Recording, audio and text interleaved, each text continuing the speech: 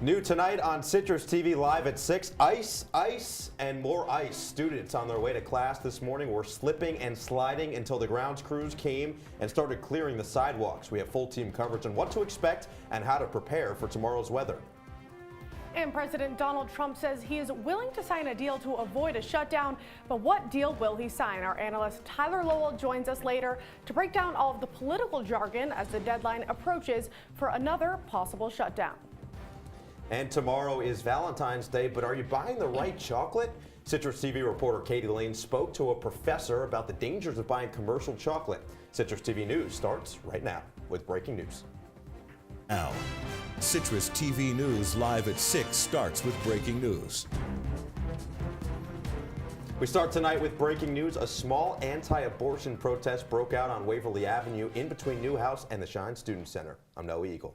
And I'm Claudia Bellofatto. The group of 5 men performed a skit including one man dressed as Governor Cuomo and another as Jesus Christ. They say they are not part of a local group, and they chose this location for the skit because they wanted students at SU and staff members at Krause Hospital to see the protest. 3 people acted out in the skit and 2 others held signs with messages against abortion and Governor Andrew Cuomo. We're traveling all over New York State running this skit and telling people that Andrew Cuomo is an evil man who has codified the murder of babies. The skit lasted for about 3 minutes and the protest ended around 5 p.m. And I thought the snow was the problem, but the amount of times I slipped today, I'm almost kind of hoping the snow comes back to cover up all the ice. Jenna Babyak is live and we'll go to her now. Jenna, what's going on and what are we looking at right now?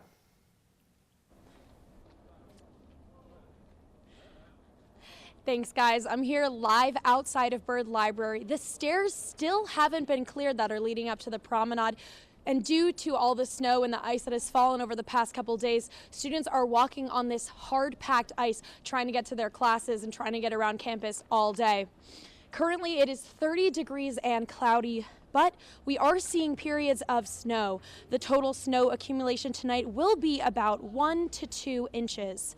There is currently a winter storm warning in place until 10 p.m. During some snow squalls, there can be whiteout periods that make driving very difficult. Wind gusts are strong, up to 50 miles per hour.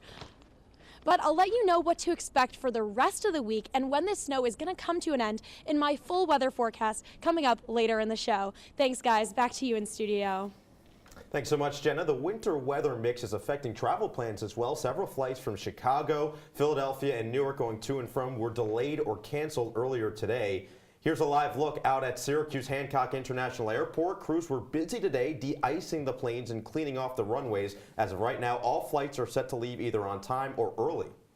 And before you get on the road, chances are you have a one step to do before taking off. Winter weather is sweeping the city of Syracuse, causing cars to be covered in ice. Citrus TV reporter Justine Brooke Murray is outside on campus to tell you how you can quickly get ice off of your car.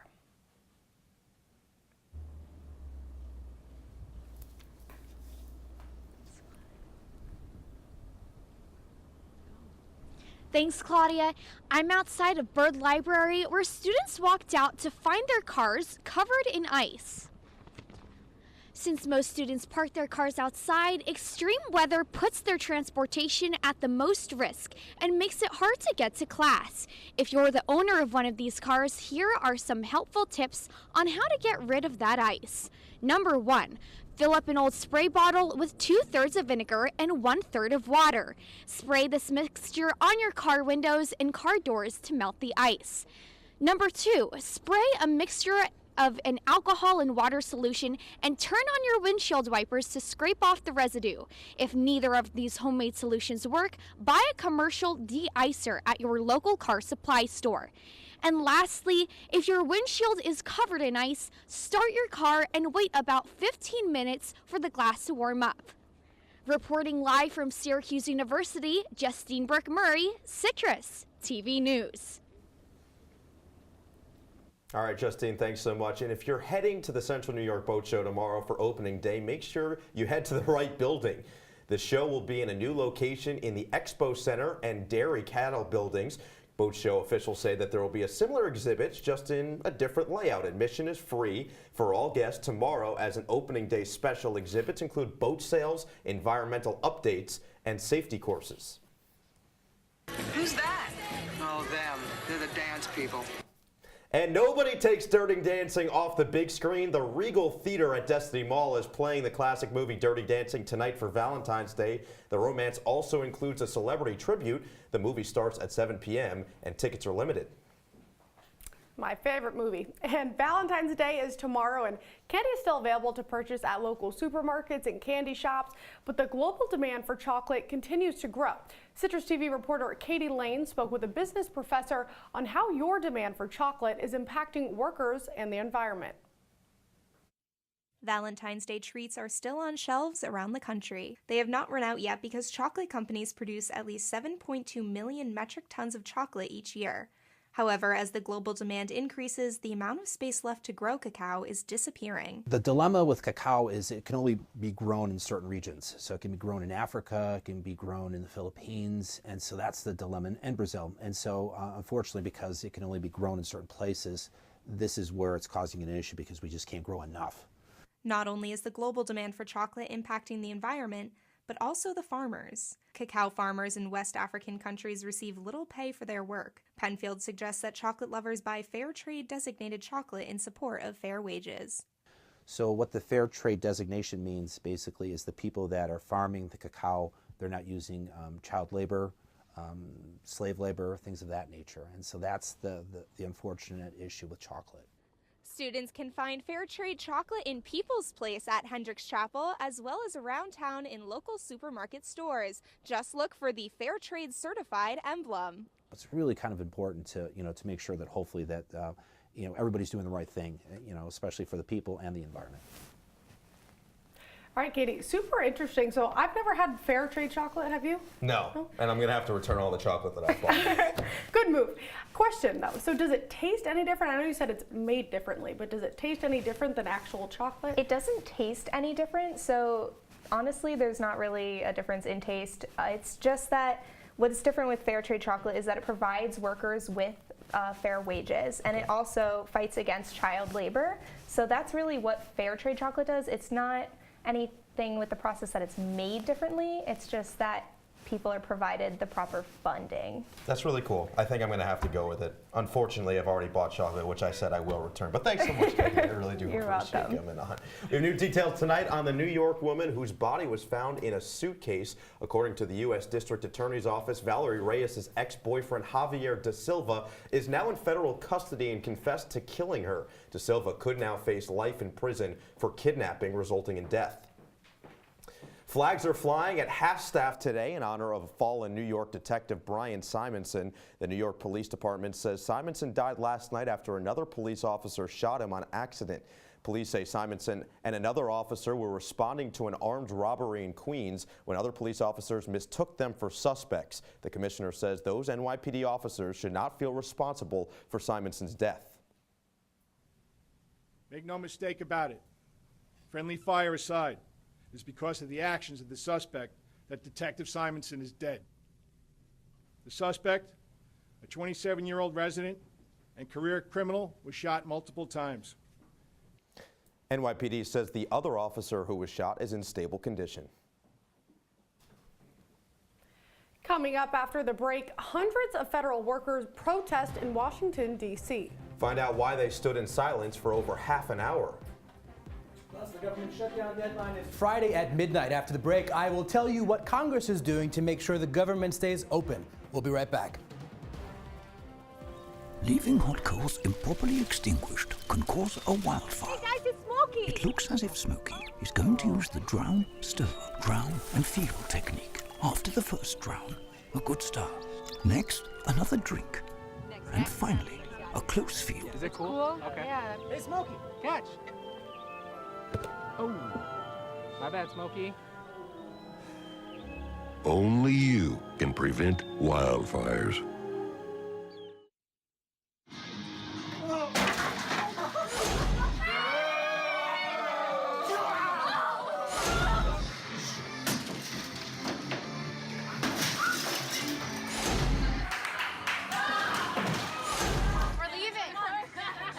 party fouls are pretty dumb. But if you decide to drink and drive underage, you could lose your license and your freedom. Underage drinking and driving. The ultimate party foul. They'll test you. Try to break your will. But however loud the loudness gets, however many cheese puffs may fly, you're the driver, the one in control. Stand firm. Just wait. And move only when you hear the click that says they're buckled in for the drive. Never give up till they buckle up. They call me Maxie, but I prefer tripod. I was your above-average four-legged homie, and then wham, bam, minivan. Some people pity me. Now that's lame. I still run, fetch, and swim. And the ladies love me. I'm the ultimate wingman. Just don't ask me to high five.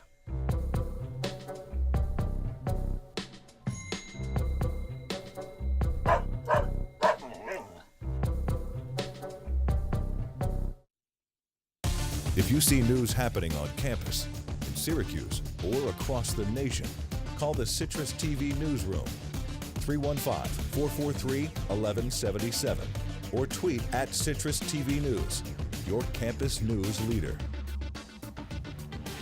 Welcome back. Federal workers are protesting to keep the government open, and some are using the power of silence.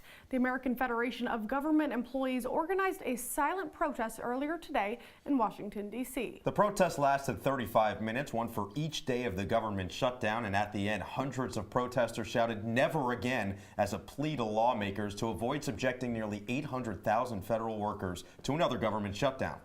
Congressional lawmakers have possibly reached a spending deal to keep the government open, easing fears of another partial government shutdown on Saturday. Citrus TV analyst Tyler Lowell is live in studio to break down what the negotiations currently look like. Tyler?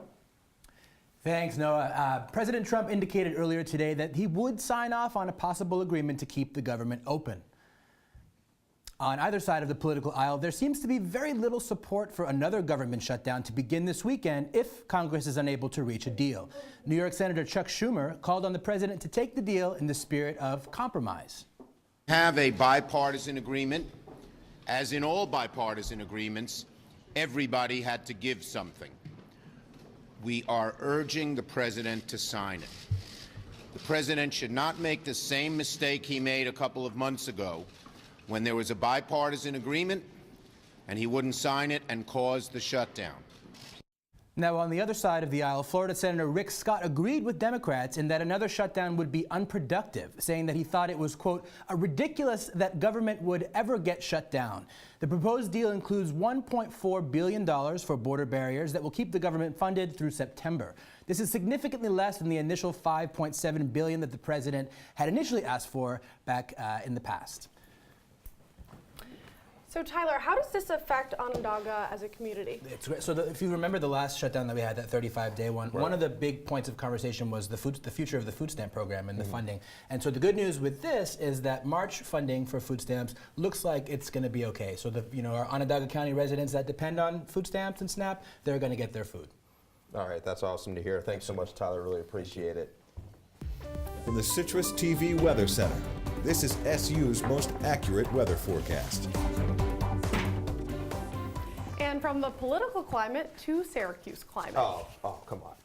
You had to do it. Well, come on. Fair enough, fair enough. It's been icy today. It's been icy the last few days, and I want to hear if it's going to stay that way. Citrus TV weather anchor Jenna Babyak joins us in studio. Jenna, what do you got?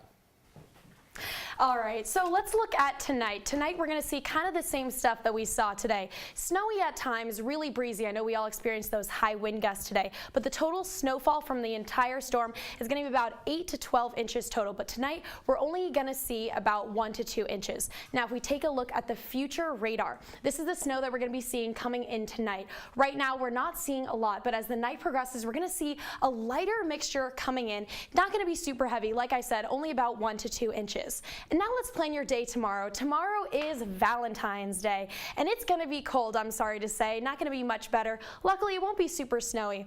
During the day, it's going to be a little bit colder, and then it's going to get warmer at night. But at night, we're actually going to see some snow and some sleet. It's honestly the perfect night to stay inside, to watch some movies, eat chocolate if you're alone like me. It's going to be a great night for that. Let's look at some current temperatures. Throughout the area, it's really consistent, high 20s, only a little bit warmer in Syracuse actually, but right now it's pretty consistent, a little bit colder in the east, but pretty consistent throughout. And then let's take a look at our 5-day forecast. Like I said, tomorrow, Valentine's Day, it's going to be a little warmer. Friday, even warmer. We're going to be seeing some rain, but then as the weekend progresses, it's going to get colder again. Like I said, high 20s, low 20s into the end and into next week. So back to you guys. Coming up, furry friends are taking over the Dome. We'll tell you all about tonight's Dogs at the Dome event after the break.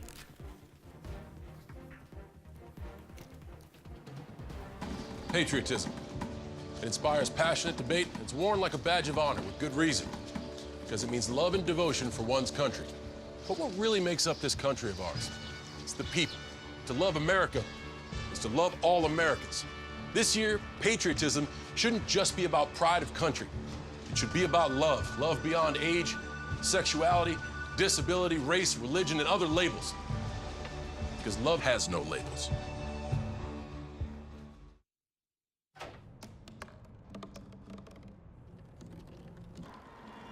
Everybody has a dream.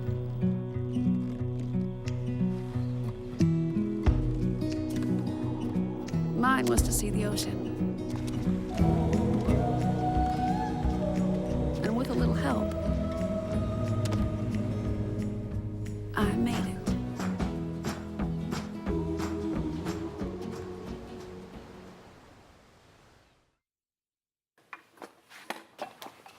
Did you hear about the pony with a sore throat? He was a little horse. Can I tell you a cat joke? Just kidding. Why couldn't the Why was the basketball court all wet? Why? Because the players kept dribbling all over it. Where did cats go on vacation? New York.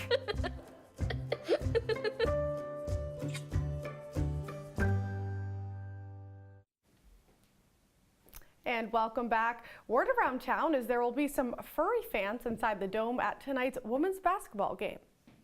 Citrus TV reporter Ricky Sayer is live in the Carrier Dome, where I'm pretty jealous, Ricky. You get to see some dogs tonight?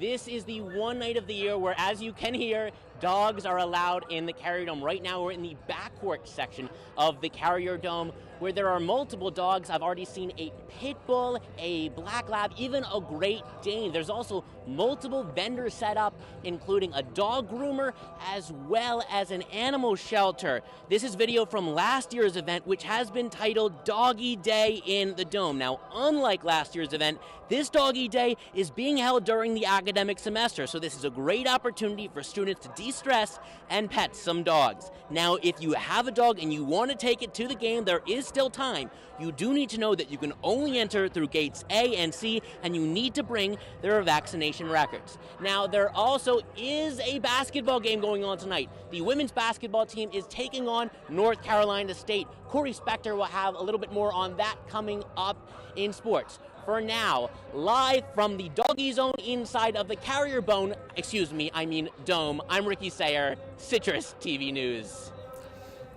Thanks, Ricky. Coming up on sports, Jim Boeheim and company seek another road victory, this time down in Raleigh. Plus, Coach Q and the women's side hope to hand one of the more talented teams in the ACC a big-time defeat. That and more after a short break.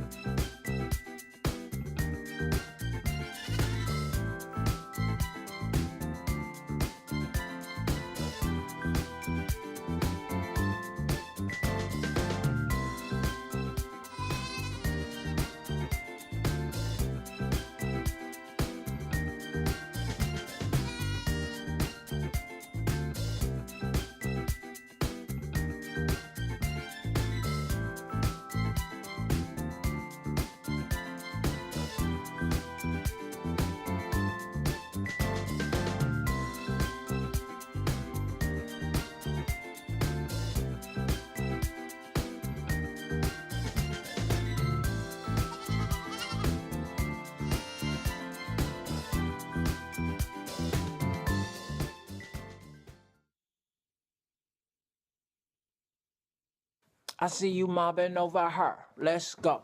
Let's mob. Let's crawl. Let's crawl. Let's crawl. Hey, yo, we mobbing. Come on, girl. Let's crawl. Hey, yo, let's crawl.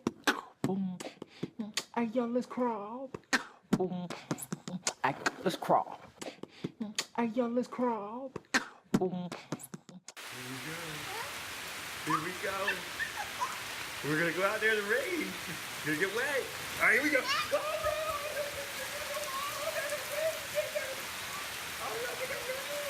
Okay, quick.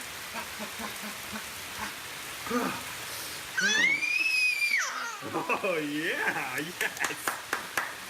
So much fun. Mwah.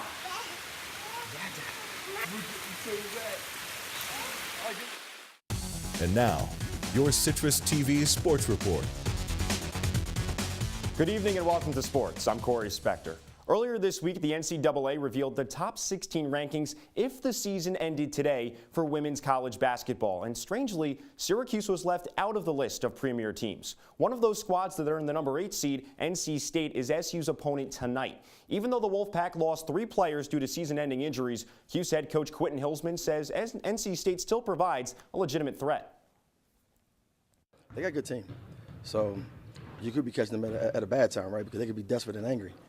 So at the end of the day, it's not about catching somebody at the right time. I think it's more about how you're playing. Right now, I think we're playing solid.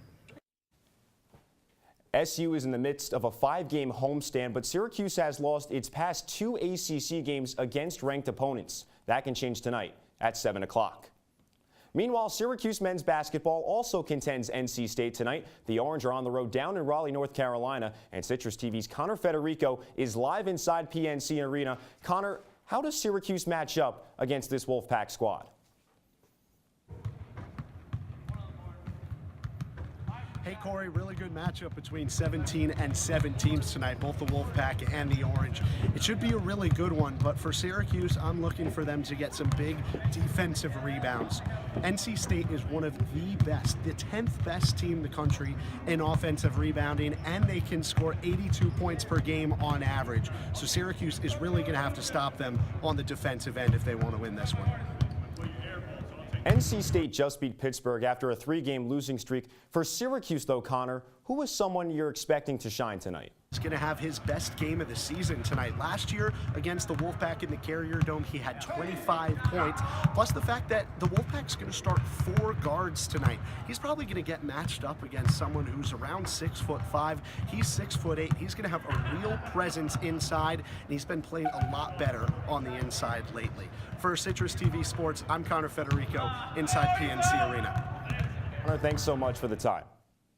Moving over to women's lacrosse, Syracuse played in the second of 7 consecutive games inside the Dome to start the season last night, and SU controlled Binghamton from start to finish. The Orange dismantled the Bearcats 15-5. Nicole Levy opened the scoring 2.5 minutes in and later secured a hat trick. And the freshmen were spot on as well. Both Megan Carney and Megan Tyrell recorded a pair of goals. The Cuse moves to 2-0 before welcoming number 1 Boston College to the 3-1-5 on Saturday. Syracuse men's lacrosse, though, received a tough blow today. Head coach John Desko announced that sophomore Tucker Dordovic is out for the season due to a foot injury. The midfielder started all 15 games last season and racked up 15 goals. Dordovic will redshirt. In the meantime, Syracuse gets ready for number 14 Albany on Saturday afternoon. Corey, with Dordovic out, who are some of the players you expect to kind of step up and fill that spot? It's really tough to place Tucker Dordovic. He's terrific on the man-up opportunities for Syracuse, but I'm looking at Austin Fusco and I'm looking at David Lipka. These are 2 players that have to step up in order for Syracuse to be successful. Of course, they already lost to Colgate, so you need players to step up if you want to win these tough games. Who's much improved this year. We heard the dogs in the Dome. Okay. You didn't go with a dog joke. You didn't channel your inner Randy Jackson and say that's a no from me, dog. No. That's okay. Sorry. What's your favorite kind of dog? A mini golden doodle. That's very specific. Well, you asked off the top of your head. That's what I have at home. Well done. Well done. I thought I would stump you, but They're well cute. done. Corey Spector, thanks so much. Of course. Coming up next, we'll look at one last look at your weather and how SU alumni are celebrating Valentine's Day. We'll be right back. Stick with us. Here's your check.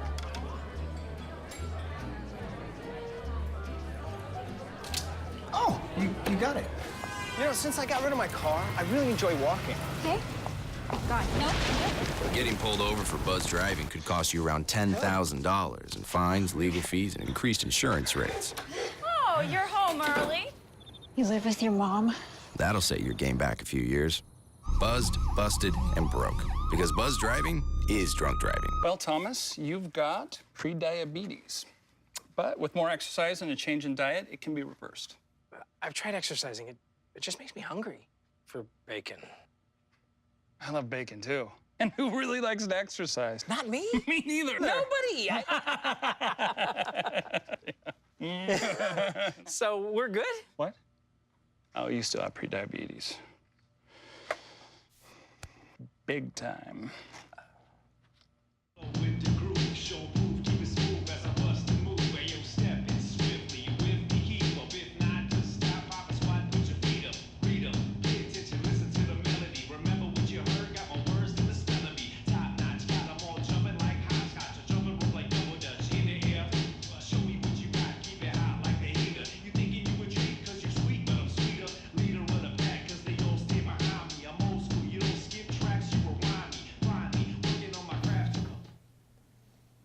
All right, let's take another look at that 5-day forecast. We can go over what to expect for this week. Like I said, tomorrow it's going to be slightly warmer than it was today, and we might even see the sun. Going through the week, we're going to see some rain on Friday and some rain on Sunday, but Saturday and Monday should be pretty mild days in terms of weather we're expecting to see. Probably not any snow or rain on those days, but it's going to be another cold one. Unfortunately, we're not going to see some of those freaky warmer temperatures that we saw last week. That's not what I want to hear, because I live in a house that has a large staircase going up outside, so it's all ice right now. When can I expect that to go away? Honestly, maybe it'll melt a little bit tomorrow, but you're going to want to put some salt on that because that sounds like a serious hazard. I don't like the salt. Come on, that's a lot. Yeah, it ruins your shoes. The salt is on Valentine's Day too. No one wants to do that. Yeah. That could be something for you and your honey to figure out. That's your opinion. People love doing salt, from what I've understood. It's really not good for your shoes. I'll try it. All right. We appreciate it, Janice. Thanks so much. Well, many people here on campus don't love the weather by the time they graduate, me included. Some end up finding the love of their life right here. That's right. And with Valentine's Day tomorrow, alumni are sharing their love stories using the hashtag #OrangeLove. Awesome. That really is cool. so sweet. Yeah. And I believe you know a couple who met in college, got married, maybe had a wonderful son who also goes to Syracuse. No. Yeah. Who is that? Aaron Sorkin? I don't know. No, my parents did meet here, Flint Hall, freshman year, right on the Mount. Gosh. I was not really sure if I wanted to be in the Mount as a result, because I don't know, I felt like that might have been weird. Destiny? So I was in BBB. Destiny put me there. So yeah, it's cool. Okay. It's cool. It is really fun to see all the couples that were orange and stayed orange throughout the rest of their lives, People bleed orange forever. Yeah. No matter where I go, they're like, oh my God, you go to Syracuse? Same. Yeah. So it's really cool. It's really cool. Even for single people, it's still good to be an orange. Shout out. All right, well, that's all the time we have for you on Citrus TV News. Follow us on Twitter at Citrus TV News and like us on Facebook. I'm Claudia Bellofatto. And I'm No Eagle. Have a good evening, Syracuse. Single, taken, whatever it is. Happy Valentine's Day. Have a good night.